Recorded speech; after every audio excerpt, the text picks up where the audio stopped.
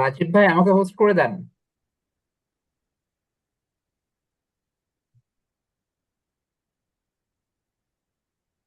ভাইয়া আমাকে দেখতে পাচ্ছেন কিনা?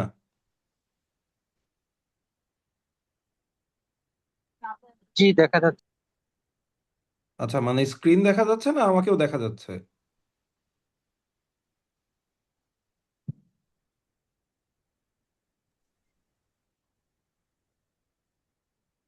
স্ক্রিনে দেখা যাচ্ছে, আপনাকে দেখা যাচ্ছে। আচ্ছা, ঠিক আছে।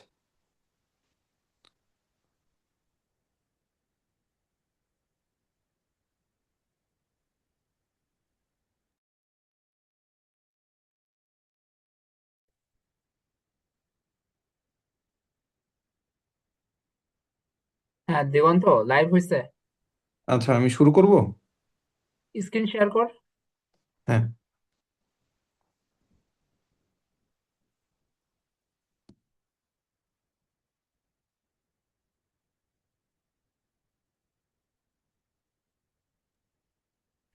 হ্যাঁ, দিগন্ত গ্রুপে একটা পোস্ট দে যে শুরু হয়েছে এটা।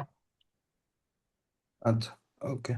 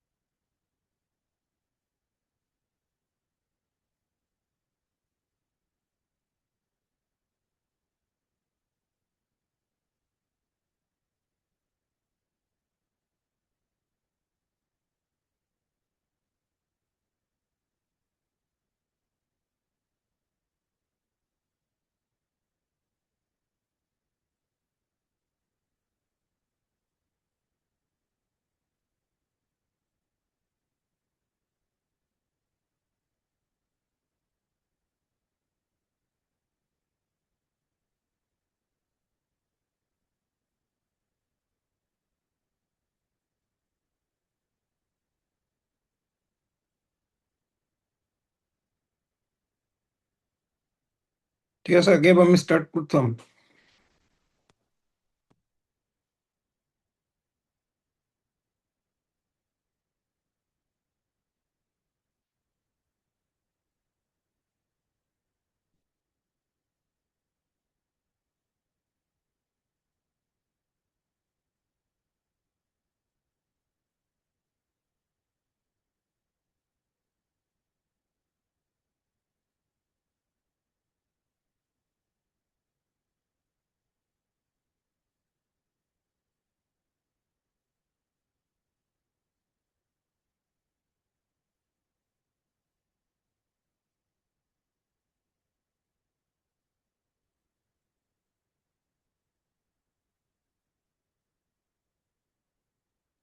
হ্যাঁ, রাজীব ভাই।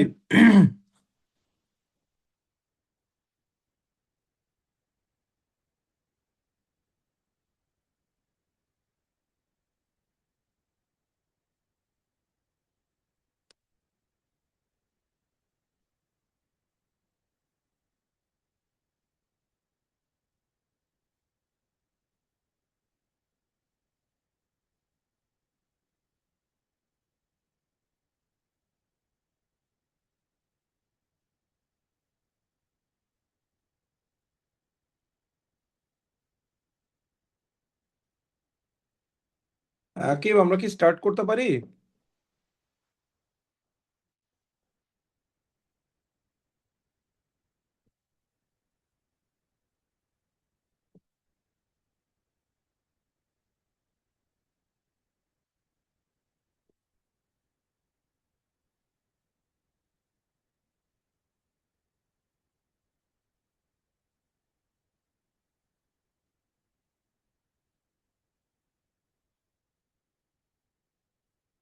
আসসালামু আলাইকুম, সুপ্রিয় চিকিৎসক বৃন্দ। আশা করি সবাই ভালো আছেন। আমরা এফসিপিএস পার্ট 1 পিডিয়াট্রিক্সের লং ব্যাচ চালু করেছি। খুব আজকে 7 তারিখ থেকেই হচ্ছে আপনাদের এফসিপিএস পার্ট 1 এর লং ব্যাচ চালু হয়েছে। তো আজকে আপনাদের ফার্স্ট ক্লাস। তো ফার্স্ট ক্লাসের দিনেই আমরা আসলে একটা ডেমো ক্লাস নিচ্ছি। আপনারা যারা মানে লাইভে জয়েন করতে পারবেন কাইন্ডলি একটু জয়েন করেন, অথবা যারা ফেসবুক থেকে দেখতেছেন তারা কাইন্ডলি একটু কমেন্ট করবেন। আমরা চেষ্টা করব যে আপনাদের প্রবলেমগুলোর সমাধান করতে। তো শুরুতে আমি নিজের পরিচয়টাকে একটু দেই। আমি ডক্টর দিগন্ত, এমবিবিএস ডিসিএস কোর্সে আছি Sher e Bangla medical college and hospital বরিশালে, এবং এফসিপিএস পার্ট 1 পাস করেছি হচ্ছে আহ, উম, কিছুদিন আগে আর কি। যাই হোক, এখন আমরা আজকে এফসিপিএস পার্ট 1 এর জন্য যেহেতু ক্লাস নিচ্ছি, আমাদের এফসিপিএস পার্ট 1 এর one of the most important একটা টপিক নিয়ে আমরা কথা বলবো। একটা টপিক না, জাস্ট দুইটা টপিক নিয়ে আমরা কথা বলবো। তো দুইটা টপিক হচ্ছে আজকের, এক নাম্বার হচ্ছে হাইড্রোকেফালাস, আরেকটা হচ্ছে স্পাইনা বাইফিডা। তো টপিক হচ্ছে দুইটাই খুবই খুবই খুবই গুরুত্বপূর্ণ, কারণ হাইড্রোকেফালাস এবং স্পাইনা বাইফিডা এই দুইটা জিনিস যদি আপনি আসলে বুঝতে না পারেন, আপনার যদি কনসেপ্ট ক্লিয়ার না থাকে, আপনি যতবারই পড়বেন ততবারই আপনার প্যাচ লাগবে। ঠিক আছে? আর পরীক্ষার জন্য প্যাচ লাগা জিনিসটা আসলে ভালো না, এটা খুবই খারাপ জিনিস। কারণ এফসিপিএস পার্ট 1 এর কোশ্চেন এখন যেভাবে শুরু হয়েছে, তো তাতে করে আপনাদের কনসেপ্ট ক্লিয়ার না থাকলে আসলে এসবিআই অ্যান্সার করে আসাটা একটু টাফ। ঠিক আছে? কারণ আমি যেবার পরীক্ষা দিয়েছিলাম সেবার হচ্ছে এফসিপিএস পার্ট 1-এ কোনো এসবিআই ডাইরেক্ট ছিল না, প্রত্যেকটা এসবিআই ছিল কনসেপ্ট বেসড। আপনার যদি কনসেপ্ট ক্লিয়ার থাকে, আপনি যদি বুঝতে পারেন, তাহলে আপনার অ্যান্সার করাটা অনেক বেশি সহজ হয়ে যাবে। ঠিক আছে? আর এসবিএ তো জানেনই, এফসিপিএস এর জন্য এসবিএ হচ্ছে একেবারে মাস্টার স্ট্রোক। আপনি যদি এসবিএ তে ভালো করেন, আপনার যদি এসবিএ এর উপরে কনসেপশন ভালো থাকে, তাহলে আপনি অবশ্যই অবশ্যই চান্স পাবেন। আর স্পার্ক মেডিকেল একাডেমিতে আমি একটা পোস্ট দিয়েছিলাম আগেই, আপনারা দেখেছিলেন হয়তোবা, যে আমরা আসলে আপনাদেরকে মাছ ধরা শেখাতে চাই। মাছ ধরা শেখাতে চাই মানে হচ্ছে যে আপনাকে যদি আমি একদিন বলে দেই যে এখান থেকে এইটুকু পড়তে হবে, এখান থেকে এইটুকু পড়তে হবে, তাহলে হয়তোবা আপনারা পড়ে সেটা মুখস্থ করতে পারবেন। এখন সেখান থেকে যদি ডাইরেক্ট কোশ্চেন আসে, আপনি অবশ্যই অ্যান্সার করে আসতে পারবেন। কিন্তু আনফরচুনেটলি যদি সেখান থেকে ডাইরেক্ট কোশ্চেন না আসে, কোশ্চেনটা যদি একটু ঘুরায় আসে, এবং আপনি যদি টপিকটা না বুঝেন, জিনিসটা না জানেন, তাহলে আপনার পক্ষে অ্যান্সার করাটা নিয়ার অ্যাবাউট ইম্পসিবল। সো আমরা চেষ্টা করব আপনাদের কনসেপশন ক্লিয়ার করে পড়াতে, কনসেপ্ট বেসড করে পড়াতে। তো চলুন আজকে আমাদের ক্লাসটা আমরা শুরু করি। তো আজকের প্রথম টপিকটা হচ্ছে হাইড্রোকেফালাস। তো হাইড্রোকেফালাস বলতে আসলে আমরা কি বুঝি? ঠিক আছে, আমরা প্রথমে আগে একটু বোঝার চেষ্টা করি হোয়াট ইজ হাইড্রোকেফালাস। হাইড্রোকেফালাস, কেফালাস মানে আমরা বলতে পারি যে কেফালি মানে হচ্ছে আমাদের ব্রেইন। ঠিক আছে? আমাদের ব্রেইনে যেটা আছে সেটাই হচ্ছে আমরা কেফালি বলতে পারি। আর হাইড্রো মানে হচ্ছে পানি। তাইলে হাইড্রোকেফালাস শব্দের অর্থ কি? ব্রেইনের ভিতরে পানি, কাইন্ড অফ ব্রেনের ভিতরে পানি, কিন্তু এই পানিটা আসলে সেই পানি না। এই পানিটা হচ্ছে আমাদের সেরেব্রোস্পাইনাল ফ্লুইড। ঠিক আছে? তো এই সেরেব্রোস্পাইনাল ফ্লুইড যদি কোনো কারণে আমাদের ব্রেনের ভেতরে জমা হইতে থাকে, তাহলে যে প্রবলেমটা তৈরি হবে, আমাদের না, বাচ্চাদের ক্ষেত্রে, কারণ আমাদের স্কাল তো একেবারে টাইট। ঠিক আছে? এটা এক্সপ্যান্ড করার সুযোগ নেই। কিন্তু বাচ্চাদের যে ব্রেইনটা থাকে, তার সূচারগুলো আসলে 100% পরিপূর্ণরূপে জোড়া লাগে না। তো যেহেতু জোড়া লাগে না, তো জোড়া না লাগার কারণে এটা এক্সপান্ড করার একটা সুযোগ থাকে, মানে এই মাথাটা বড় হয়ে যাওয়ার একটা সুযোগ থাকে। তো সেই ক্ষেত্রে বাচ্চাদের ব্রেইনের ভিতরে যে যদি কোনো কারণে এই সিএসএফ যে জমা হইতে থাকে, তাহলে যে প্রবলেমটা ক্রিয়েট হয়, সেটাকে আমরা বলতেছি হাইড্রোকেফালাস। তো সিএসএফ তো সবার ব্রেনেই সিক্রেট হচ্ছে, প্রতিনিয়ত সিএসএফ সিক্রেট হইতে হচ্ছে, কারণ সিএসএফ আমাদের ব্রেনকে একটা কুশনের মতো করে আবৃত করে রাখে। প্লাস আমাদের ব্রেনের যে ওয়েটটা, এই ওয়েটটা আমরা আসলে টের পাই না কখনো এই সিএসএফ এর ভারসাম্যের কারণে। তো কোনো কারণে যদি এই সিএসএফটা জমা হইতে থাকে, এবং বাচ্চাদের ক্ষেত্রে সূচারগুলা আলগা হইতে থাকে, এবং সেইগুলা যদি এর ক্ষেত্রে থাকে, মানে সেজন্য যদি সূচারে মাথাটা বড় হইতে থাকে, তো যে প্রবলেমটা দেখা দেয় সেটাকেই বলা হচ্ছে হাইড্রোকেফালাস।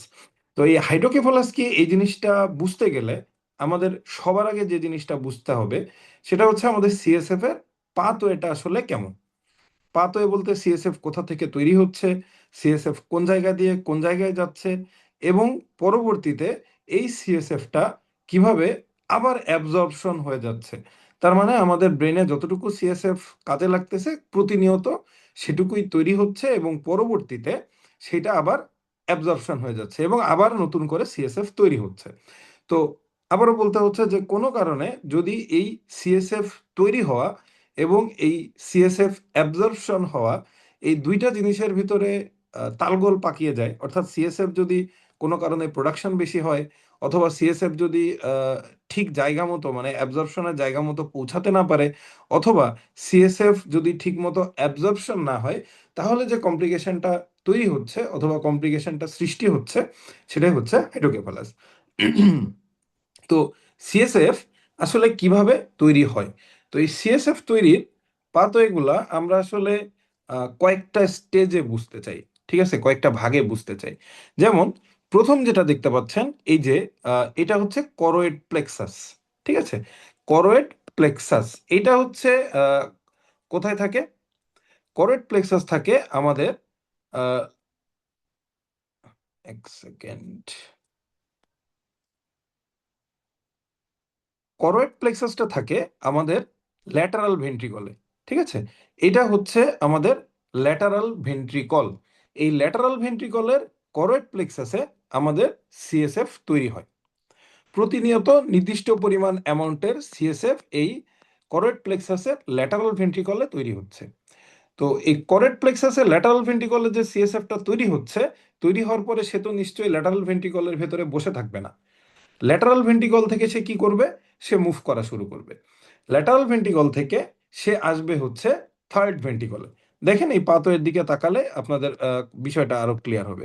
এই ল্যাটারাল ভেন্ট্রিকল থেকে সিএসএফটা আসবে হচ্ছে থার্ড ভেন্ট্রিকলে এবং এই থার্ড ভেন্ট্রিকল থেকে পরবর্তীতে সিএসএফটা যাবে হচ্ছে ফোর্থ ভেন্ট্রিকল। এই যে দেখেন পাথওয়ে এখানে সুন্দরভাবে সিগন্যালিং করে করে বোঝানো আছে যে ল্যাটারাল ভেন্ট্রিকলের করোয়েড প্লেক্সাস থেকে আমাদের সিএসএফটা তৈরি হচ্ছে, সেই সিএসএফটা ল্যাটারাল ভেন্ট্রিকল থেকে পরবর্তীতে আসতেছে থার্ড ভেন্ট্রিকলে, থার্ড ভেন্ট্রিকল থেকে পরবর্তীতে সিএসএফটা আসতেছে হচ্ছে ফোর্থ ভেন্ট্রিকলে।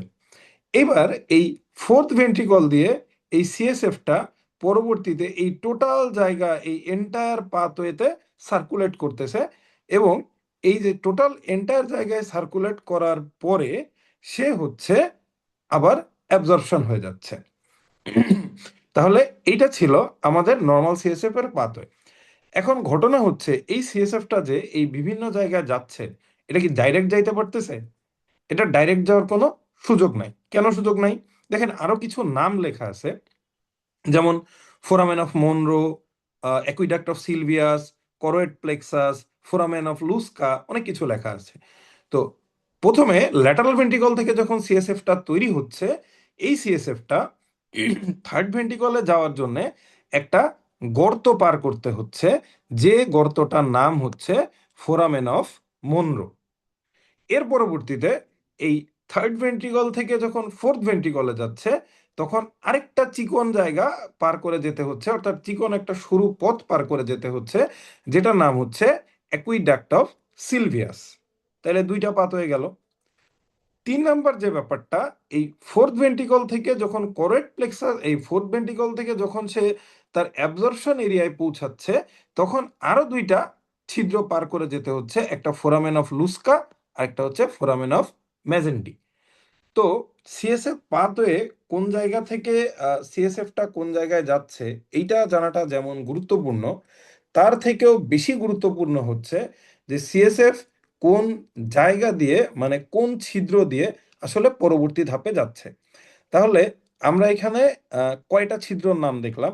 একটা হচ্ছে ফোরামেন অফ মনরো, একটা হচ্ছে foramen of aqueduct of Sylvius, একটা ফোরামেন অফ লুস্কা, আর একটা হচ্ছে ফোরামেন অফ ম্যাজেন্ডি। এখন এই জিনিসগুলো আসলে আমরা কিভাবে সহজে মনে রাখতে পারি? ঠিক আছে, এখন আমাদের তো শুধু পড়লেই হবে না, আমাদের তো মনে রাখতে হবে এবং যেহেতু সিলেবাসটা অনেক বড়, অনেক কিছু মনে রাখতে হবে, সেহেতু আমাদের কিছু ম্যানোমিক অথবা শর্টকাট শিখতে হবে, যে যার মাধ্যমে আমরা এই জিনিসগুলোকে মনে রাখতে পারবো। তো আমরা যদি একটা ম্যানোমিক একটু কষ্ট করে মনে রাখি, আহ, একটা ম্যানোমিক একটু কষ্ট করে মনে রাখি যে আমি এখানে লিখতেছি, কাইন্ডলি কারো থাকলে কাগজ কলম অবশ্যই সামনে নিয়ে বসবেন, ক্লাস করার সময় কাইন্ডলি একটু নোট করে নেবেন। আমরা যদি এইখানে লিখি মনে আমার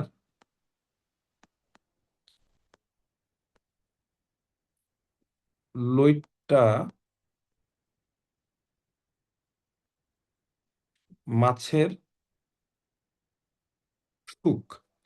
মনে বলতে আমরা বললাম মনরো, মানে ফোরামেন অফ মনরো। আমার মানে অ্যাকুইডাক্ট অফ সিলভিয়াস। লইট্টা মানে হচ্ছে লুস্কা, মাছের হচ্ছে মেজেন্ডি, আর সুখ মানে সুখ, সুখের মতো থাক, ওইটা নিয়ে আর ঘাটানোর দরকার নেই। তাহলে আমরা যদি এটা মনে রাখতে পারি, মনে আমার লইট্টা মাছের সুখ, তাহলে এই যে চারটা আহ মানে চারটা যে ছিদ্রর নাম, যে ছিদ্রগুলো দিয়ে এটা পার হচ্ছিল, সেই ছিদ্রগুলো আমরা মনে রাখতে পারি। তাহলে মনে মানে হচ্ছে প্রথম ছিদ্র, যেখান থেকে ল্যাটারাল ভেন্ট্রিকল থেকে সেটা থার্ড ভেন্ট্রিকলে যাচ্ছিল, পরবর্তীতে থার্ড ভেন্ট্রিকল থেকে ফোর্থ ভেন্ট্রিকলে যাচ্ছিল অ্যাকুইডাক্ট অফ সিলভিয়াস দেখে, এবং আরো দুইটা ছিদ্র, যে দুইটা ছিদ্র দিয়ে ফোর্থ ভেন্ট্রিকল থেকে এইটা আবার পুরা পাথওয়েতে যে এটা অ্যাবজর্পশন হচ্ছিল। ঠিক আছে, তো আমরা তাহলে আরেকটু দেখি, আরেকটু দেখলে আরো কনসেপ্টটা ক্লিয়ার হবে। তাহলে এতক্ষণ আমরা যেটা বুঝে আসলাম, সেখান থেকে আমরা যদি খেয়াল করি, এখানে দেখেন ল্যাটারাল ভেন্ট্রিকল কথাটা দুইবার লেখা আছে। কেন দুইবার লেখা আছে? কারণ আমরা যদি আমাদের ব্রেইনকে চিন্তা করি, তাহলে আমাদের ব্রেইনের ল্যাটারাল ভেন্ট্রিকল হচ্ছে দুইটা, দুই সাইডে দুইটা ল্যাটারাল ভেন্ট্রিকল আছে। এই দুই সাইডের দুইটা ল্যাটারাল ভেন্ট্রিকল থেকে সিএসএফটা প্রোডাকশন হয়, প্রোডাকশন হয়ে এই ইন্টারভেন্ট্রিকুলার ফোরামেন অথবা ফোরামেন অফ মনরো, এই প্রথম ছিদ্র দিয়ে এটা কোথায় আসে? থার্ড ভেন্ট্রিকলে আসে। থার্ড ভেন্ট্রিকলের নাম্বার কয়টা? থার্ড ভেন্ট্রিকলের নাম্বার হচ্ছে একটা।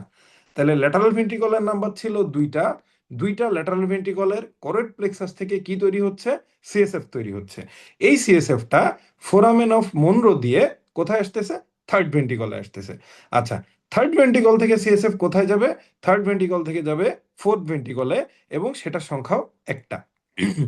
এবং এই থার্ড ভেন্ট্রিকল থেকে ফোর্থ ভেন্ট্রিকলে যাইতে গেলে যে ছিদ্রটা পার হতে হচ্ছে, সেটা হচ্ছে অ্যাকুইডাক্ট অফ সিলভিয়াস অথবা সেরেব্রাল অ্যাকুইডাক্ট।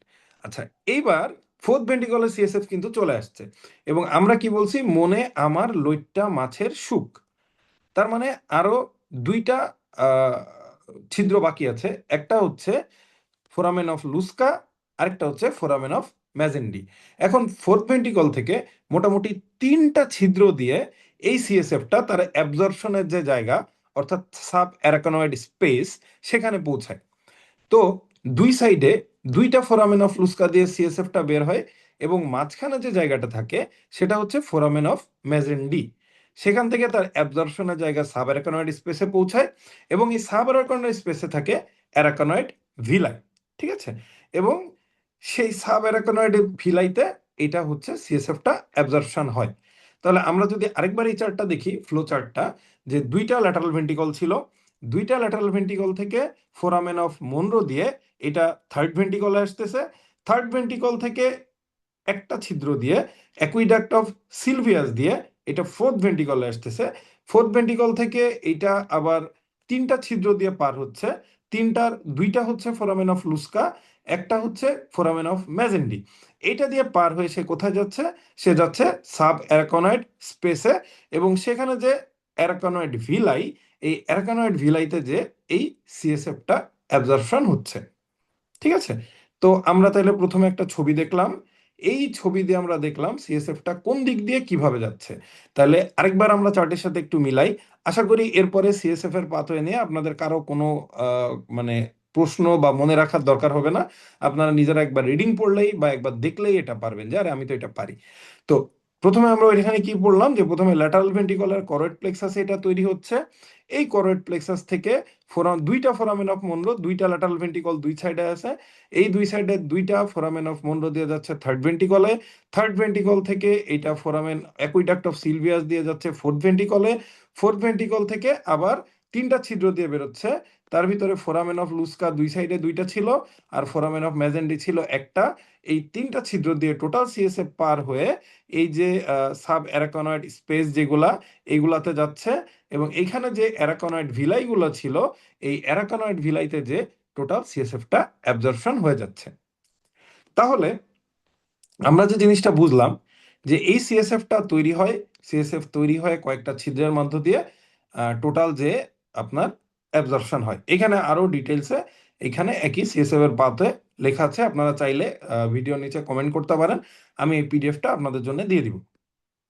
আচ্ছা, এখন কথা হচ্ছে যে এই যে টোটাল সিএসএফ এর নর্মাল পাথওয়ে, এই সিএসএফ এর পাথওয়ে কন্টিনিউয়াস আমাদের ব্রেনের ভিতরে চলতেছে, এবং ব্রেনের ভিতরে চলতে চলতে যদি কোনো কারণে বাচ্চাদের ব্রেনের ভিতরে সেম সিএসএফ এর পাথওয়ে চলে, এখন বাচ্চাদের ব্রেনের ভিতরে যদি কোনো কারণে এই সিএসএফ এর অ্যাবজর্পশনটা ঠিক মতো না হয়, তাহলেই হাইড্রোকেফালাস হবে। তো অ্যাবজর্পশনটা না হওয়ার মানে কি সমস্যার কারণে অ্যাবজর্পশন না হইতে পারে? ধরেন এই যে আবার আমরা একটু ছবিতে যাই, অ্যাবজর্পশন না হওয়ার কারণ কি হইতে পারে এটা আমরা একটু চিন্তা করি। মনে করেন আচ্ছা, এই ছবিটা আবার আমরা ক্লিয়ার করে ফেলি। এই ছবিতে কিছুই নাই, কোনো দাগ নাই, পুরোপুরি ক্লিয়ার। এখন ধরেন কোনো কারণে সিএসএফটা তৈরি হচ্ছে ল্যাটারাল ভেন্ট্রিকলে, এটা তো আমরা সবাই বুঝছি এতক্ষণে। এখন এই ল্যাটারাল ভেন্ট্রিকলের সিএসএফ তৈরি হওয়ার পরে এই ফোরামেন অফ মনরোটা বন্ধ আছে, কোনো কারণে foramen of Munro block. Foramen of Munro যদি ব্লক থাকে, তাহলে কি এটা থার্ড ভেন্ট্রিকলে যেতে পারবে? কখনোই পারবে না। যদি থার্ড ভেন্ট্রিকলে না যেতে পারে, সিএসএফ এর প্রোডাকশন তো আর বন্ধ হয় নাই, সিএসএফ তৈরি হইতেই থাকবে এবং সেটা সার্কুলেশন হইতে পারবে না। আলটিমেটলি কি হবে, আমাদের ল্যাটারাল ভেন্ট্রিকলে কি হবে, সিএসএফ এর পরিমাণ বাড়তে থাকবে। যদি সিএসএফ এর পরিমাণ বাড়তে থাকে, তাহলে অবভিয়াসলি হাইড্রোকেফালাস হবে। আচ্ছা, মনে করলাম ফোরামেন অফ মনরো ক্লিয়ার আছে, কোনো অসুবিধা নাই। ঝামেলা যেটা হয়েছে সেটা হচ্ছে অ্যাকুইডাক্ট অফ সিলভিয়াস একটা ঝামেলা হয়েছে। তাহলে অ্যাকুইডাক্ট অফ সিলভিয়াসে যদি ঝামেলা হয়, তাহলে সে করোয়েড প্লেক্সাস থেকে থার্ড ভেন্ট্রিকলে আসতে পারবে, কিন্তু থার্ড ভেন্ট্রিকল থেকে কি ফোর্থ ভেন্ট্রিকলে আসতে পারবে? পারবে না। খুব অবভিয়াস। তাহলে একই মেকানিজম, আবার সেইখানে কি হবে, আবার সেইখানে সিএসএফ সার্কুলেশন বাধাগ্রস্ত হবে, সিএসএফ এর পরিমাণ বাড়তে থাকবে, এবং যার কারণে কি হবে, হাইড্রোকেফালাস হবে। আবার সেম মেকানিজম। আবার আমরা যদি চিন্তা করি যে ফোরামেন অফ মনরো ঠিক আছে, অ্যাকুইডাক্ট অফ সিলভিয়াসও ঠিক আছে, ঝামেলা হয়েছে ফোরামেন অফ লুস্কা অথবা ফোরামেন অফ মেজেন্ডিতে, তাহলে কি হবে, সিএসএফ কি ল্যাটারাল ভেন্ট্রিকল থেকে সাব অ্যারাকনয়েড স্পেসে যাইতে পারবে? পারবে না। তাহলে কি হবে, তাহলে অবভিয়াসলি সিএসএফ এর সার্কুলেশনটা ঠিক মতো হবে না। যে সার্কুলেশনটা সরি যে সার্কুলেশনটা ঠিক মতো না হওয়ার কারণে কি হবে, সার্কুলেশনটা ঠিক মতো না হওয়ার কারণে আবার আমাদের ব্রেনটা আস্তে আস্তে আস্তে আস্তে বড় হইতে থাকবে, এবং অ্যাজ ইউজুয়াল এই ব্রেনটা বড় হওয়ার কারণে কি হবে, আমাদের হাইড্রোকেফালাস ডেভেলপ করবে। আচ্ছা, এবার মনে করেন এই তিনটা কন্ডিশন তো আমরা বুঝলাম যে যদি সিএসএফ পাথওয়ে যে কোনো জায়গায় যে কোনো একটা অবস্ট্রাকশন থাকে, অথবা সিএসএফ এর যে পাথওয়ে যে ছিদ্রটা এটা যদি কোনো কারণে বন্ধ হয়ে যায়, তাহলে আমাদের ব্রেনে সিএসএফ এর পরিমাণ বাড়বে, এবং এই সিএসএফ পরিমাণ বাড়ার কারণে আমাদের ব্রেনে হাইড্রোকেফালাস হবে।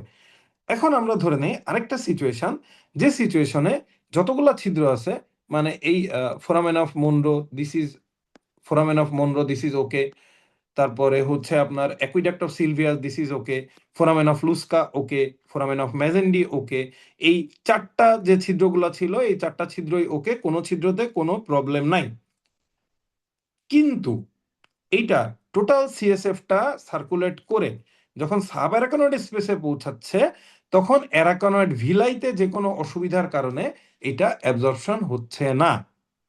তাহলে কি দাঁড়াইলো, যে আমাদের সিএসএফ এর প্রোডাকশন যতটুকু ছিল ততটুকুই হচ্ছে, আমাদের পাথওয়েও ঠিক আছে, কিন্তু করোয়েড প্লেক্সাসে যে কোনো এই সাব অ্যারাকনয়েড ভিলাইতে যে কোনো ধরনের সমস্যার কারণে এই সিএসএফটা ঠিকমতো অ্যাবজর্পশন হচ্ছে না।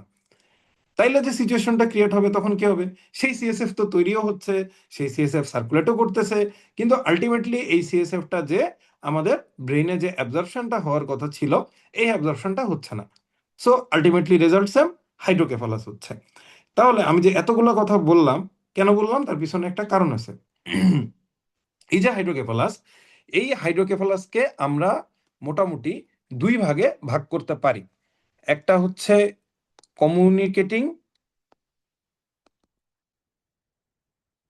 আরেকটা হচ্ছে নন কমিউনিকেটিং অথবা অবস্ট্রাকটিভ। তাহলে হাইড্রোকেফালাসকে আমরা দুই ভাগে ভাগ করতেছি, একটা হচ্ছে কমিউনিকেটিং হাইড্রোকেফালাস, আরেকটা হচ্ছে নন কমিউনিকেটিং অথবা অবস্ট্রাকটিভ হাইড্রোকেফালাস। এখন কোনটা কমিউনিকেটিং হবে আর কোনটা হচ্ছে নন কমিউনিকেটিং অথবা অবস্ট্রাকটিভ হবে, এটা আমাদেরকে একটু বুঝতে হবে। তাহলে এই যে এতক্ষণ কথা বললাম যে যদি মনরো বন্ধ থাকে তাহলে কি হবে, যদি অ্যাকুইডাক্ট অফ সিলভিয়াস বন্ধ থাকে তাহলে কি হবে, যদি ফোরামেন অফ লুস্কা বন্ধ থাকে তাহলে কি হবে, যদি ম্যাজেন্টি বন্ধ থাকে তাহলে কি হবে, এবং যদি অ্যারাকোনয়েড ভিলাইতে অ্যাবজর্পশনের প্রবলেম হয় তাহলে কি হবে। আচ্ছা, একটা জিনিস চিন্তা করেন তো, যদি ফোরামেন অফ মনরোটা বন্ধ থাকে তাহলে কি এই ল্যাটারাল ভেন্ট্রিকলের সাথে থার্ড ভেন্ট্রিকলের, মানে ল্যাটারাল ভেন্ট্রিকলের সাথে থার্ড ভেন্ট্রিকলের কোনো কমিউনিকেশন হবে? হবে না কিন্তু। তাহলে এই ছিদ্রটা বন্ধ থাকলে কমিউনিকেশন অফ হয়ে গেল। আচ্ছা, যদি অ্যাকুইডাক্ট অফ সিলভিয়াস বন্ধ থাকে তাহলে কি ল্যাটারাল ভেন্ট্রিকলের থার্ড ভেন্ট্রিকলের সাথে ফোর্থ ভেন্ট্রিকলের কোনো কমিউনিকেশন হবে? হবে না। সো এটা হচ্ছে অ্যাকুইডাক্ট অফ সিলভিয়াস বন্ধ হয়ে গেল এবং কমিউনিকেশন বন্ধ হয়ে গেল। এই পাশে সেম ভাবে ফোরামেন অফ লুস্কা এবং ফোরামেন অফ মেজেন্টি যদি বন্ধ থাকে তাহলে কিন্তু ফোর্থ ভেন্ট্রিকল থেকে পরবর্তী জায়গার কমিউনিকেশন অফ হয়ে যাবে।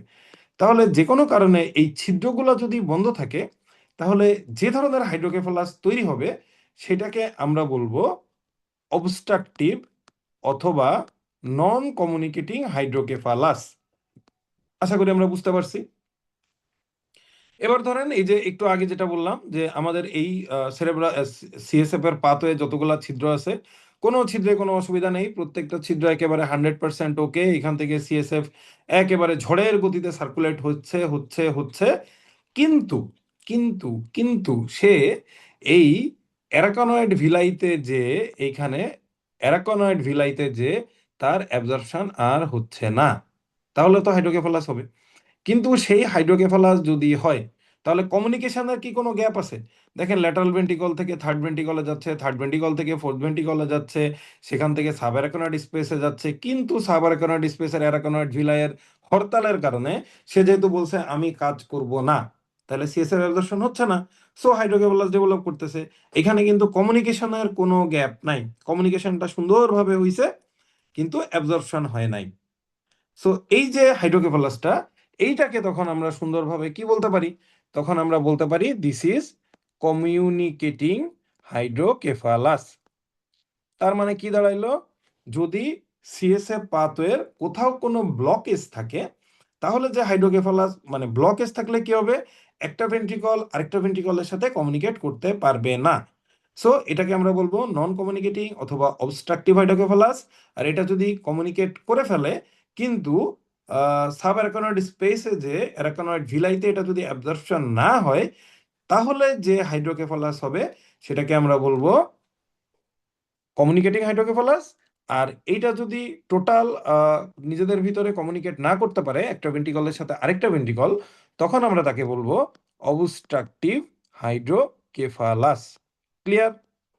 তাইলে আশা করি এইটুকু যারা একটু কষ্ট করে মনোযোগ দিয়ে শুনছেন অথবা শুনতেছেন অথবা ভবিষ্যতে শুনবেন, তাদের ভেতরে এই হাইড্রোকেফালাস নিয়ে আর কখনোই কোনো ধরনের কনফিউশন কাজ করবে না যে কমিউনিকেটিং হাইড্রোকেফালাস কোনটা, নন কমিউনিকেটিং হাইড্রোকেফালাস কোনটা।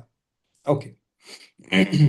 তাহলে এরপরে এখানে বইয়ের কথাবার্তা ঢালাওভাবে লেখা আছে, ঠিক আছে, যে হাইড্রোকেফালাস কি জিনিস। এই যে abnormal increase in the cerebrospinal fluid flowing within the ventricular system or subarachnoid space. তার মানে দুইটা কেন বলা হইলো, কারণ যদি এইখানে গ্যাপ থাকে অ্যারাকনয়েড স্পেসে পর্যন্ত না পৌঁছাতে পারে তাহলে যে হাইড্রোকেফালাস তৈরি হচ্ছে সেটাকে বলা হচ্ছে কি, সেটাকে বলা হচ্ছে যে অবস্ট্রাকটিভ হাইড্রোকেফালাস, এবং সেটা ভেন্ট্রিকুলার সিস্টেমের ভিতরে সিএসএফ এর মাত্রা বাড়তেছে। আর যদি সাবঅ্যারাকনয়েড স্পেস পর্যন্ত এটা পৌঁছাইতে পারে তাহলে যে গ্যাপটা থাকতেছে, মানে এটা যদি অ্যাবজর্পশন না হয় তাহলে সাবঅ্যারাকনয়েড স্পেসের ভিতরে এর পরিমাণটা বাড়তেছে। এটাকে আমরা বলতেছি হচ্ছে কমিউনিকেটিং হাইড্রোকেফালাস। তাইলে হাইড্রোকেফালাস বলতে আমরা বলতে পারি যে this is a abnormal skin increase on the cerebrospinal fluid within the ventricular system, either in the ventricular system or in the subarachnoid space. তাহলে এটা কি হয়েছে, result from imbalance between the CSF production and absorption leading to ventricular dilation. তার মানে কি হবে, যদি এর ভিতরে সিএসএফ গুলা জমা হইতে থাকে তাহলে অফকোর্স ভেন্ট্রিকল গুলা ডায়ালেটেড হবে, কারণ এর ভিতরে তো পানি দিয়ে ভরে যাচ্ছে, সো ডায়ালেটেড হইতেই হবে। আচ্ছা, এটা কি করতে পারে? It can cause raised intracranial pressure and progressive enlargement of the head in infant. কেন ইনফ্যান্ট? কারণ আমাদের ক্ষেত্রে সূচারগুলো তো ক্লোজ হয়ে গেছে, যেহেতু সূচারগুলো ক্লোজ হয়ে গেছে, সো আমাদের হেড তো আর এনলার্জ হওয়ার সুযোগ নাই। তাইলে it can cause raised intracranial pressure and progressive enlargement of head in case of infant. তাহলে হাইড্রোকেফালাস কি দাঁড়ালো? এটা হচ্ছে একটা abnormal increase in the cerebrospinal fluid within the ventricular system or in the subarachnoid space. আচ্ছা, এটা কেন result হবে? Result between imbalance between the CSF production and absorption. এবং এখানে আলটিমেটলি যদি আমাদের ব্রেনে পানির পরিমাণ বাড়ে, প্রেশার তো বাড়বেই, এটা তো ন্যাচারাল ফিনোমেনা। আচ্ছা, এবার যদি আমরা ক্লাসিফিকেশন দেখি, এই যে বললাম best of the site and the obstruction, কি কি আছে? Obstructive or non communicating hydrocephalus, এই যে যেটা আমরা এতক্ষণ বুঝে আসলাম, ব্লকেজ কোথায় থাকে? ভেন্ট্রিকুলার সিস্টেমের ভিতরে থাকে, সিএসএফটা কারোর সাথে কমিউনিকেট করতে পারে না। এবং কেন কেন হইতে পারে? কারণটা হচ্ছে এই যে ছোট ছোট কারণ, অ্যাকুইডাক্টাল স্টেনোসিস হইতে পারে, টিউমার হইতে পারে, ড্যান্ডি ওয়াকার ম্যালফরমেশন হইতে পারে, বার্চেরি ম্যালফরমেশন হইতে পারে, এমনকি ইন্ট্রাভেন্ট্রিকুলার হিমোরেজ যদি নিওনেটদের ক্ষেত্রে হয়, তাহলেও এই প্রবলেমটা হইতে পারে। এখন অ্যাকুইডাক্টাল স্টেনোসিস মানে কি? ওই যে সেরেব্রাল অ্যাকুইডাক্ট যেটা ছিল, সেরেব্রাল অ্যাকুইডাক্ট দিয়ে কি হচ্ছিল? থার্ড ভেন্ট্রিকল থেকে ফোর্থ ভেন্ট্রিকলে আসতেছিল, ওইখানে যদি কোনো কারণে স্টেনোসিস হয় তাহলে হইতে পারে। যদি টিউমার তৈরি হয়ে পুরা পা তো এটাকে কোনোভাবে এরকম চেপে ধরে তাইলে হইতে পারে। যদি ড্যান্ডি ওয়াকার ম্যালফরমেশন হয় তাইলে এটা হইতে পারে। তারপরে চেরি ম্যালফরমেশনও হইতে পারে। এবং নিওনেটের ক্ষেত্রে যদি কোনো কারণে ইন্টারভেন্ট্রিকুলার হিমোরেজ হয় তাহলেও এটা হতে পারে। ওকে, এবার আসেন কমিউনিকেটিং হাইড্রোকেফালাস। তাহলে কমিউনিকেটিং হাইড্রোকেফালাস কি হবে? পুরা পাথওয়ে ঠিক আছে, কিন্তু ভেন্ট্রিকল মানে পুরা পাথওয়ে ঠিক আছে, কিন্তু সাবারেকনোয়েড স্পেসে যে এটা কি হচ্ছে? অ্যাবজর্পশন হচ্ছে না। তাহলে ventricles communicate with the subarachnoid space, কিন্তু ইম্পেয়ার্ড অ্যাবজর্পশন হচ্ছে। এতক্ষণ ধরে যেটা বললাম, ইম্পেয়ার্ড অ্যাবজর্পশন হচ্ছে কিসের সাথে? অ্যারাকনোয়েড ভিলাইতে এটা আর অ্যাবজর্পশন হচ্ছে না। সো টোটাল ভেন্ট্রিকুলার পাথওয়ের ভিতরে এর পাথওয়েটা ঠিক ছিল, কিন্তু যেহেতু সাবআরাকনোয়েড স্পেসে সাবআরাকনোয়েড ভিলাই দিয়ে এটা আর অ্যাবজর্পশন হচ্ছে না, সো এখানে কমিউনিকেটিং হাইড্রোকেফালাস হতে পারে। এটা কখন হইতে পারে? যদি মেনিনজাইটিস হয়, এবং সেই মেনিনজাইটিস হওয়ার কারণে যদি আপনার সাবআরাকনোয়েড ভিলাইগুলা কোনো কারণে যদি ডিস্ট্রয় হয় অথবা নন ফাংশনাল হয়ে যায়, তাহলে কিন্তু এই ধরনের হাইড্রোকেফালাস হইতে পারে। হেমোরেজ যদি থাকে, পোস্ট হিমোরেজিকের ক্ষেত্রে হইতে পারে। তারপরে কনজিনেটাল ইনফেকশন যদি হয়, লাইক টর্চ ইনফেকশন বা এই ধরনের কোনো ইনফেকশন যদি হয়, তাইলে হইতে পারে। অথবা ইডিওপ্যাথিক নর্মাল প্রেশার হাইড্রোকেফালাস, এটা অ্যাডাল্টদের ক্ষেত্রে এটা আমাদের দরকার নাই, এটা বাদ। তাইলে পোস্ট মেনিনজাইটিক হাইড্রোকেফালাসের ক্ষেত্রে হইতে পারে, পোস্ট হিমোরেজিকের জন্য হইতে পারে, এবং যদি কোনো কারণে কনজিনেটাল ইনফেকশন থাকে তাহলেও হইতে পারে। আচ্ছা, এটা তো গেল কমিউনিকেটিং এবং নন কমিউনিকেটিং হাইড্রোকেফালাসের জিনিস।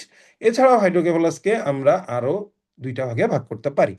একটা হচ্ছে বেসড অন সিএসএফ ডাইনামিক্স, মানে সিএসএফ এর প্রবাহের উপরে। আচ্ছা, যদি কোনো কারণে ধরেন আমার খাওয়ার ক্ষমতা হচ্ছে 2 লিটার, আর আমার বাথরুম করার ক্ষমতা এভারেজে তো তাহলে 2 লিটারই হইতে হবে, তাই না? যদি 2 লিটার না হয় তাহলে তো জমা হইতে থাকবে। এখন কোনো কারণে আমি খাওয়া শুরু করছি 4 লিটার, কিন্তু আমার বাথরুম করার ক্ষমতা হচ্ছে 2 লিটার। তাহলে এই যে এক্সেস 2 লিটার যে ফ্লুইড অথবা খাবার, এটা কি আমার পেটে জমা হবে না? যদি জমা হয় তাহলে কি হবে? আলটিমেটলি আমার পেট বড় হইতেই হবে। তো এই পেট যখন বড় হওয়া শুরু হবে, এই সেম ওয়েতে যদি আমরা একটু চিন্তা করি, তাইলে আমার প্রত্যেকদিন ধরেন সিএসএফ তৈরি হয়, মানে আমি ধরে নিচ্ছি তর্কের খাতিরে যে আমার প্রত্যেকদিন সিএসএফ তৈরি হয় 500 ml, 50 ml, এবং এই সিএসএফ অ্যাবজর্পশনও হয় 50 ml। তাইলে কোনো কারণে যদি আমার এই সিএসএফ 50 না হয়ে 100 ml সিএসএফ তৈরি হওয়া শুরু হয়, ঠিক আছে, এবং অ্যাবজর্পশন হয় 50 ml, তাহলে কি হবে? আলটিমেটলি এই এক্সেস ফ্লুইডটা আমার ব্রেনে যে জমা হবে। যদি ব্রেনে যে এক্সেস ফ্লুইডটা জমা হয় তাহলে কি হবে? তাহলে আমার ব্রেন আলটিমেটলি বড় হবে। ওই যে বললাম একটু আগে, যেরকম খাবার খাইলে পেট বড় হওয়ার মতো, সেরকম ওভার প্রোডাকশন অফ হাইড্রোকেফালাস যদি হয়, যেমন করোয়েড প্লেক্সাস প্যাপিলোমা যদি হয়, তাহলে কি হইতে পারে? তাহলে আমাদের হাইড্রোকেফালাস হইতে পারে। আচ্ছা, আন্ডার অ্যাবজর্পশন মানে এই যে কমিউনিকেটিং এর মতোই, ফেইলিওর অফ দ্য অ্যারাকনোয়েড ভিলাই যদি হয়, তাইলে আন্ডার অ্যাবজর্পশন হাইড্রোকেফালাস হবে। আর অবস্ট্রাকটিভ হাইড্রোকেফালাস একটু আগে যেটা আমরা পড়ে আসছি। আচ্ছা, এছাড়াও বেসড অন ইটিওলজি আছে দুই রকম, একটা কনজিনেটাল আর একটা হচ্ছে অ্যাকিউয়েট। মানে ভাগগুলো সেমই আছে, আগের মতোই আছে, শুধু নামটা চেঞ্জ হয়ে গেছে আর কি। যেমন অ্যাকুইডাক্টাল স্টেনোসিস জন্মের সাথে সাথে হইতে পারে, নিউরাল টিউব ডিফেক্ট জন্মের সাথে সাথে হইতে পারে, ড্যান্ডি ওকার ম্যালফরমেশন জন্মের সাথে হইতে পারে, চেরি ম্যালফরমেশনও জন্মের সাথে সাথে হইতে পারে, এবং কিছু জেনেটিক কজ যেমন L1CAM মিউটেশন এটাও যদি ঘটে তাহলে এটাও জন্মের সাথে সাথে হইতে পারে। এছাড়া আর কি হইতে পারে, অ্যাকিউয়ার্ড মানে ছোটবেলায় না, একেবারে জন্মের সাথে সাথে না, একটু বড় হওয়ার পরে এই হাইড্রোকেফালাসটা হইছে। এটা কখন হইতে পারে? যদি কোনো ইনফেকশন থাকে তাইলে হইতে পারে, যদি হিমোরেজ হয় বড়দের ক্ষেত্রে, বা ইন্ট্রাভেন্ট্রিকুলার হিমোরেজ যদি হয় তাইলে হইতে পারে, যদি কোনো টিউমার থাকে ব্রেনের ভিতরে তাইলে হাইড্রোকেফালাস হইতে পারে, এবং যদি ট্রমা হয় তাইলে হাইড্রোকেফালাস হইতে পারে। তাহলে এটিওলজির উপরে বেস করে আমরা এটাকে কয় ভাগে ভাগ করতে পারতেছি? এটিওলজির উপরে বেস করে আমরা এটাকে মোটামুটি বড় দাগে দুই ভাগে ভাগ করতেছি। একটা হচ্ছে অ্যাকিউট আর একটা হচ্ছে কনজেনিটাল। তো নামগুলো সেমই আছে, একটু আগে যেটা বললাম যে কনজেনিটালের ক্ষেত্রে কি হইতে পারে, অ্যাকুইডাক্টাল স্টেনোসিস হইতে পারে, নিউরাল টিউব ডিফেক্ট হইতে পারে, ড্যান্ডি ওয়াকার হইতে পারে, যেগুলো একটু আগে আমরা পড়ে আসছি। আর অ্যাকুইডের ক্ষেত্রে মানে একেবারে জন্মের সাথে সাথে না, একটু বাচ্চা একটু বড় হওয়ার পরে যে কোনো সমস্যার কারণে হইতে পারে, যেমন ইনফেকশন লাইক মেনিনজাইটিসের কারণে হইতে পারে, হিমোরেজের কারণে হইতে পারে, টিউমার কারণে হতে পারে, এবং ট্রমার কারণে হইতে পারে। তাইলে ক্লাসিফিকেশন আমরা পড়ে ফেললাম সুন্দর করে। এখন প্যাথোফিজিওলজি কি আমরা একটু আগে সুন্দর করে বুঝে আসছি, প্যাথোফিজিওলজি কিভাবে কিভাবে কি হচ্ছে। আচ্ছা, ওকে, এবার আসেন আমাদের নেক্সট টপিক, নেক্সট গুরুত্বপূর্ণ টপিক, যেটা আমরা শুনছি, নাম অনেকবারই শুনছি, যেমন ফলিক অ্যাসিড ডেফিসিয়েন্সিতে কি হয়, ফলিক অ্যাসিড ডেফিসিয়েন্সিতে কি হয়, আমরা গণহারে মুখস্থ করি সবসময়, spina বাইফিডা the commonest malformation of children. তো এখন এই স্পাইনা বাইফিডা জিনিসটা আসলে কি? মানে স্পাইনটা কি দুই ভাগে, এরকম এরকম একটা স্পাইন ছিল, এটা কি এরকম দুই ভাগে ভাগ হয়ে গেছে, এটা স্পাইনা বাইফিডা বলা হচ্ছে? ব্যাপারটা আসলে সেরকম না। আবার স্পাইনা বাইফিডার প্যাচটা আসলে এখানে লাগে না। স্পাইনা বাইফিডার প্যাচটা যেখানে লাগে সেটা হচ্ছে ক্লাসিফিকেশনে। আমরা আসলে পড়ার সময় হয়তো বা টুকটাক মুখস্থ করে ফেলি যে spina bifida occulta, spina bifida cystica, spina bifida সিস্টিকাকে আবার আমরা ভাগ করতেছি কিভাবে, মেনিঙ্গোসিল, মাইলো মেনিঙ্গোসিল, এইভাবে আমরা ভাগ করে পড়ে ফেলি। কিন্তু পরবর্তীতে যখন পরীক্ষায় আমার একটু সিনারিও বেস্ট করে দেয়, যে একটা বাচ্চা আসলো যার মায়ের ফলিক অ্যাসিড ডেফিসিয়েন্সি ছিল, কিন্তু পরবর্তীতে তার এরকম এরকম এরকম এরকম ছিল, এই জায়গাটাতে আমরা যে আসলে একটু কনফিউজড হয়ে যাই যে আসলে আমাদের কিভাবে অ্যান্সার করা উচিত এবং এটার অ্যান্সারটা কি হবে। তো এই টপিকটা পড়ার পরে আমরা আগামী 10-15 মিনিট খুব কনসেন্ট্রেশন দিব। এই টপিকটা পড়ার পরে আশা করি আমাদের আর এটা নিয়েও কোনো কনফিউশন থাকবে না। তাহলে স্পাইনা বাইফিডা যদি আমরা চিন্তা করি, এই জিনিসটা কি? স্পাইনা বাইফিডা হচ্ছে একটা নিউরাল টিউব, স্পাইনা বাইফিডা হচ্ছে একটা নিউরাল টিউব ডিফেক্ট। ঠিক আছে, এটা তো কালি খারাপ দেখা যাচ্ছে, সো এটা আমরা রাখবো না। স্পাইনা বাইফিডা কি? স্পাইনা বাইফিডা হচ্ছে একটা নিউরাল টিউব ডিফেক্ট। কেন হয়? Incomplete closure of the embryonic neural tube by vertebral arches. তার মানে হচ্ছে আমাদের আসলে বডিটা দুই পার্টে কিন্তু তৈরি হয়। ঠিক আছে, এই দিক থেকে একটা পার্ট আসে, এই দিক থেকে একটা পার্ট আসে, এসে কি হয়, এসে আমাদের এই মাঝখানে জোড়া লাগে। তো যদি কোনো কারণে এই জোড়াটা ঠিক মতো না লাগে, ধরেন এই জোড়া লাগার ভিতরে এইখানে একটা গ্যাপ থেকে গেছে, ঠিক আছে, এইখানে একটা গ্যাপ থেকে গেছে, পুরাটা জোড়া লাগে নাই, তাহলে যে প্রবলেমটা দেখা দেবে সেটাকেই আমরা কাইন্ডলি বলতে পারি যে এটা হচ্ছে একটা স্পাইনা বাইফিডা। তাহলে spina bifida is a neural tube defect resulting from incomplete closure of the embryonic neural tube and bony vertebral arches. তাহলে এই যে এমব্রায়োনিক যে নিউরাল টিউবটা তৈরি হচ্ছিল সেটার ডিফেক্টিভ ক্লোজার হইতে পারে, অথবা ভার্টিব্রাল আর্চের ডিফেক্টিভ ক্লোজার হইতে পারে। ঠিক আছে, তাহলে এটা কি হবে? এটা লিড করে কি? Leads to mid line vertebral defect with or without protrusion of the meninges or spinal cord. তার মানে এটা হচ্ছে একটা মিড লাইন ভার্টিব্রাল ডিফেক্ট, যেখান থেকে কি বের হইতে পারে? মেনিনজেসটা বের হইতেও পারে, অথবা স্পাইনাল কর্ড পুরাটাও বের হয়ে আসতে পারে। যেহেতু এখানে একটা ছিদ্র আছে, একটু আগে বললাম, তাহলে এই ছিদ্র দিয়ে অবশ্যই স্পাইনাল কর্ড বাইরের দিকে বের হয়ে আসতে পারে, এরকম একটা সিচুয়েশনও তো হইতে পারে। আচ্ছা, typically occurs in the lumbosacral region. Lumbosacral মানে আমাদের লাম্বার ভার্টিব্রা এবং স্যাক্রাল ভার্টিব্রা যে জায়গাটায় জয়েন্ট হয়েছে এই জায়গাটাকে আমরা বলতেছি লাম্বো স্যাক্রাল রিজিয়ন, এবং এই লাম্বো স্যাক্রাল রিজিয়নেই সাধারণত এই স্পাইনা বাইফিডাটা দেখা যায়।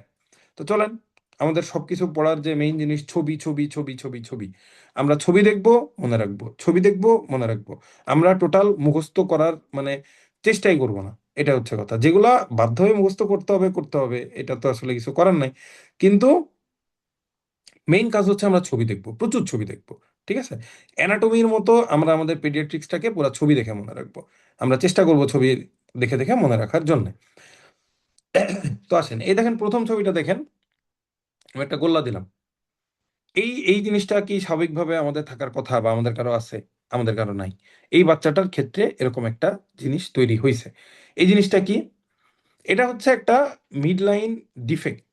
ঠিক আছে, মিড লাইন ডিফেক্টের কারণে কি হয়েছে, এখানে স্পাইনাল কর্ড থাকার কথা ছিল, বা এখানে এরকম সোজা একটা পিঠ থাকার কথা ছিল, কিন্তু এইখানে এই জোড়া না লাগার কারণে দুই সাইড থেকে এসে, একটু আগে যেভাবে দেখালাম, দুই সাইড থেকে সেটা জোড়া না লাগার কারণে এইখানে একটা গ্যাপ তৈরি হয়েছে। এখন এই গ্যাপটা পরবর্তীতে চামড়া দিয়ে কাভার হয়ে গেছে। তো এই পরিস্থিতিটাকে আমরা বলতেছি স্পাইনা বাইফিডা। এখন এই স্পাইনা বাইফিডারে আমরা মোটামুটি দুই ভাগে ভাগ করি।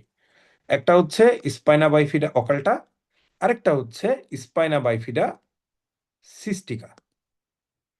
এই সিস্টিকার ভাগ হচ্ছে আবার এই দুইটা, একটা হচ্ছে মেনিঙ্গোসিল, আরেকটা হচ্ছে মায়ালো মেনিঙ্গোসিল। তাহলে কি দাঁড়াইলো, স্পাইনা বাইফিডা মেইনলি হচ্ছে দুই রকম, একটা স্পাইনা বাইফিডা অকাল্টা, আরেকটা হচ্ছে স্পাইনা বাইফিডা সিস্টিকা। সিস্টিকাকে আমরা কয় ভাগে ভাগ করতেছি? দুই ভাগে। কি কি ভাগে ভাগ করি? মেনিঙ্গোসিল এবং মেনিঙ্গো মাইলোসিল। এখন ঘটনা হইলো যে এই জিনিসগুলো আসলে কি এবং এই জিনিসগুলো আমরা বুঝবো কিভাবে। আচ্ছা দেখেন, স্পাইনা বাইফিডা অকাল্টা যেটা, স্পাইনা বাইফিডা অকাল্টাতে কি হয়, এটাও একটা মিডলাইন ওয়াল ডিফেক্ট হয়, কিন্তু এটা হচ্ছে সব থেকে লেস সিভিয়ার ফর্ম। তো এই লেস সিভিয়ার ফর্ম হওয়ার কারণে কি হবে, এইখান দিয়ে স্পাইনাল কর্ড অথবা মেনিনজেস কোনো কিচ্ছু বের হবে না, শুধুমাত্র এখানে অ্যাবনর্মাল টাফট অফ হেয়ার থাকবে।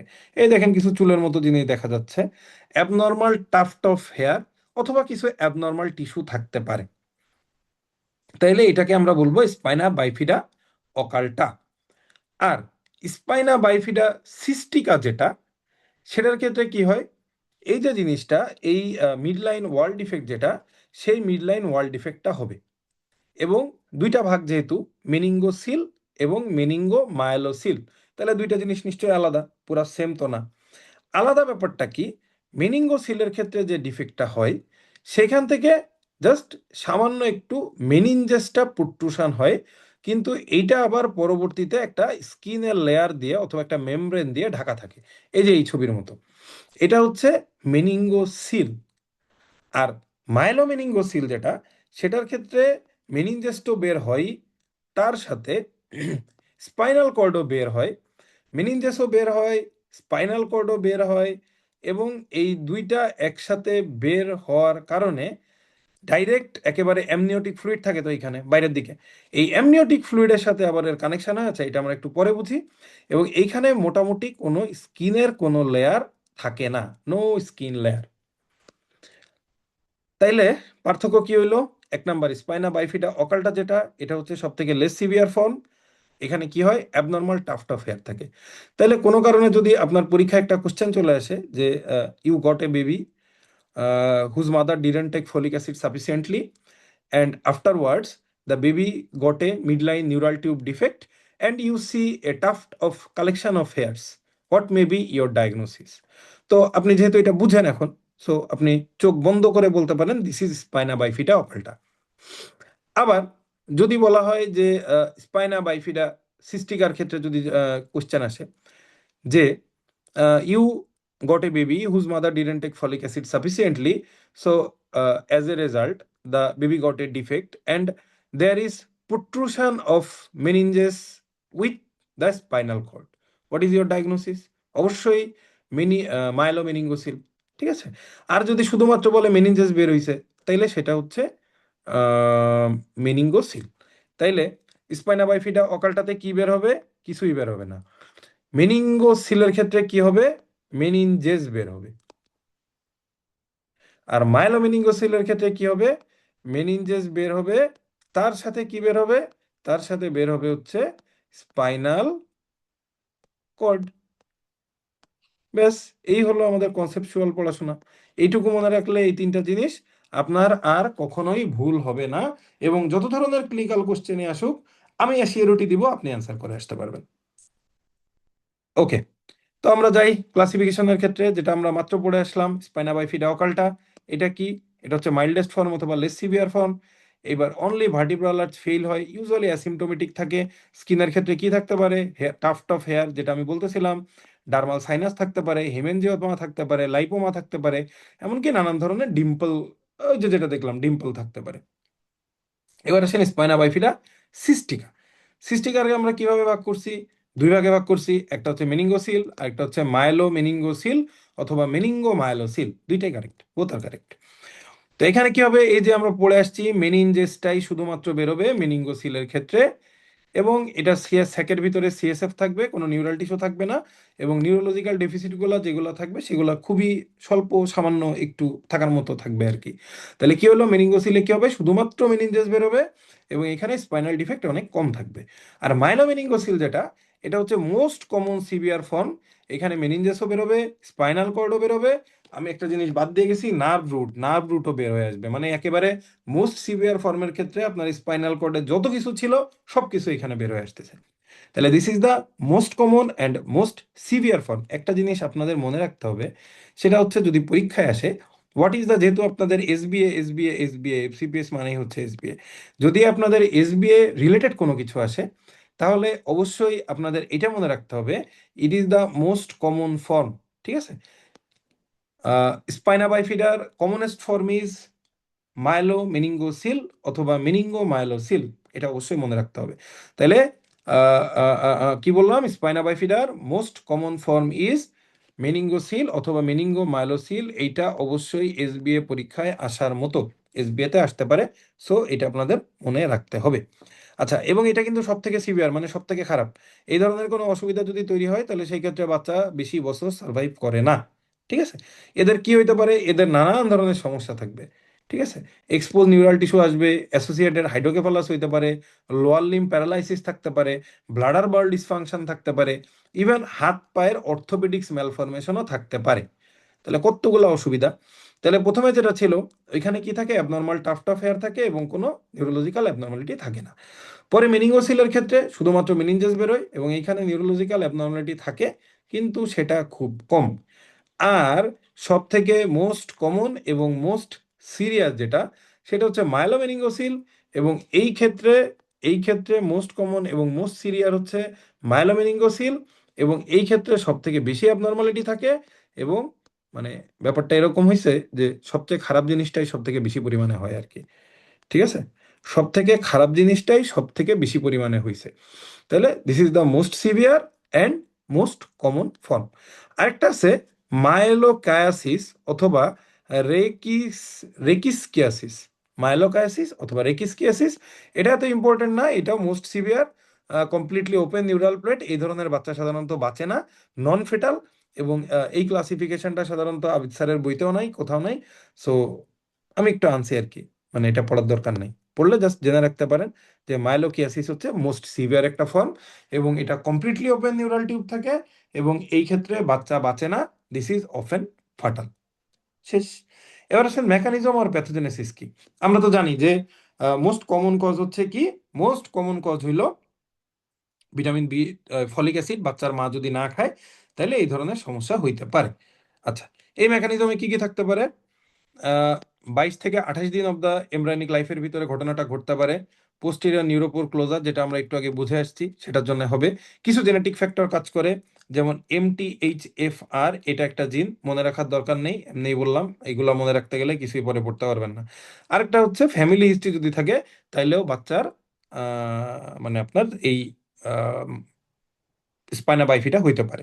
এছাড়াও কিছু এনভায়রনমেন্টাল ফ্যাক্টর আছে, যেমন যার ভিতরে পরীক্ষা আসার মতো মোস্ট কমন জিনিস হচ্ছে এই ফলেট ডেফিসিয়েন্সি। ঠিক আছে। এছাড়া যদি ম্যাটারনাল আনকন্ট্রোল ডায়াবেটিস থাকে, ম্যাটারনাল হাইপারথার্মিয়া থাকে, মা যদি অ্যান্টি এপিলেপটিক ড্রাগ খায় লাইক ভ্যালপ্রয়েড যদি খায়, কার্বামাজিপাইন যদি খায়, যদি অবিসিটি হয়, যদি লো সোশিও ইকোনমিক ফ্যাক্টর হয়, তাহলেও এই ধরনের ঘটনা ঘটতে পারে। এখন এই লো সোশিও ইকোনমিক ফ্যাক্টরের সাথে স্পাইনা বাইফিডার কি সম্পর্ক? লো সোশিও ইকোনমিক ফ্যাক্টর হইলে মা পুষ্টিকর খাবার খাবে না, সেখানে ফলিক অ্যাসিড ডেফিসিয়েন্সি হবে এবং আলটিমেটলি স্পাইনা বাইফিডা হইতে পারে। এছাড়া সিএসএফ লিকেজ থিওরি আছে, secondary damage to the neural tissue আছে, এগুলো পড়ার দরকার নাই। ওকে, এখন আসেন আমরা কিভাবে এটা সহজে মনে রাখতে পারি, কুইক মেমোরি এইড কি। তাহলে অকালটা মানে ক্লোজড, একটু আগে যেটা আমরা বুঝে আসছি।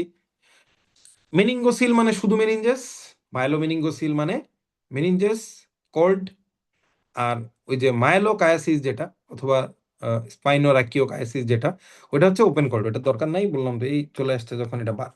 তাইলে মেইন জিনিসটা হচ্ছে যে অকালটা মানে বন্ধ, মেনিঙ্গোসিল মানে মেনিনজেস, আর মাইলোমেনিঙ্গোসিল মানে মাইলো মনে রাখবেন spinal cord, meninges plus spinal cord. তাইলে এই ছিল আজকে আমাদের টুকটাক মোটামুটি একটা আলোচনা, যেখানে আমরা দুইটা টপিক একটু একটু করে শিখলাম, একটু একটু না ভালোই শিখলাম, যে দুইটা টপিক আমাদের পরীক্ষায় আসতে পারে এবং এই দুইটা টপিক থেকে কোশ্চেন মানে সিএসএফ এর পাথওয়ে অথবা হাইড্রোকেফালাস রিলেটেড কোশ্চেন আসবে না, এরকম যদি হয় তাহলে টাকা ফেরত নিয়ে নেবেন, বিসিপিএস রে বলবেন যে আমরা এই পরীক্ষা ঠিক হয় নাই, আমাদের টাকা ফেরত দেন। এখানে সিএসএফ এর পাথওয়ে অথবা হাইড্রোকেফালাস অথবা মেনিঙ্গোসিল মেনিঙ্গোমাইসিল নিয়ে কোনো কোশ্চেন আসে নাই। ঠিক আছে। সো এই দুইটা one of the most important topic ছিল এবং এই টপিক থেকে আপনাদের পরীক্ষায় বারবার বিভিন্নভাবে ঘুরাই ফিরাই কোশ্চেন আসবে, অতীতেও আসছে, এখনো আসতেছে এবং ভবিষ্যতেও আসবে। সো এই দুইটা টপিক খুবই ইম্পর্টেন্ট। এই দুইটা টপিক আপনারা যারা যারা ক্লাস এখন করছেন তারা তো করছেনই, যারা ভবিষ্যতে দেখবেন, ক্লাসটা যেহেতু রেকর্ডেড থাকবে, যারা ভবিষ্যতে দেখবেন তারাও অবশ্যই অবশ্যই কনসেপ্টটা ক্লিয়ার করার চেষ্টা করবেন। তারপরেও আমি আমার যতখানি ক্যাপাসিটি আছে আমি চেষ্টা করছি, তারপরে অবশ্যই গ্যাপ থাকতে পারে। আপনারা যদি কোনো জিনিস না বুঝতে পারেন তাহলে অবশ্যই ভিডিওর নিচে বলেন অথবা যে কোনো জায়গায় কমেন্ট করবেন, আমাকে পার্সোনালি নকও দিতে পারেন। আমি চেষ্টা করব আপনাদের প্রবলেমটা ক্লিয়ার করার, কনসেপ্টটা ক্লিয়ার করার। তো যাই হোক, সবাই ভালো থাকবেন, সুস্থ থাকবেন। জানুয়ারিতে যারা পরীক্ষা দিবেন তারা অবশ্যই এখন ঘুম বাদ দিয়ে পড়াশোনা শুরু করে দেন, আর সময় নাই। আর যারা জুনে পরীক্ষা দিতে চাচ্ছেন তারা অবশ্যই স্পার্কের সাথে থাকবেন। আমরা চেষ্টা করব আপনাদের কনসেপ্ট ক্লিয়ার করে আপনাদের সুন্দর করে একটা প্রিপারেশন রেডি করে দিতে। আপনারা জাস্ট পরীক্ষার হলে যাবেন, সুন্দর একটা পরীক্ষা দিবেন, পার্ট ওয়ান ক্লিয়ার করে বাসায় চলে আসবেন। ঠিক আছে, সবাই ভালো থাকবেন।